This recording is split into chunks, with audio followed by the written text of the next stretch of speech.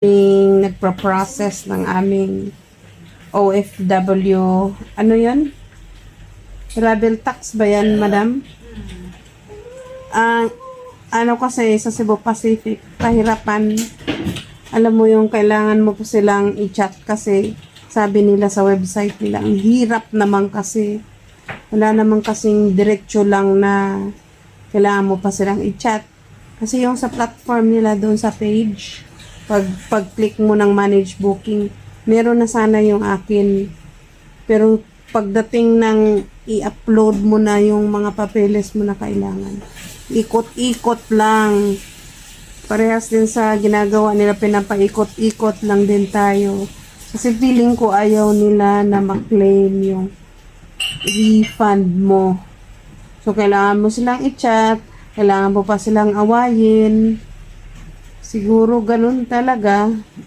Magkano lang 650? Ayaw pa nila ibalik.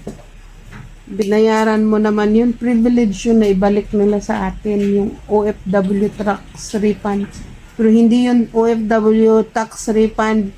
Ano lang yun? Travel tax refund.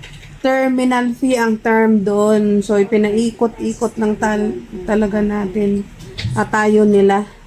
Kasi pag i-claim mo na OFW travel tax refund, sasabihin nila wala ka namang binayaran.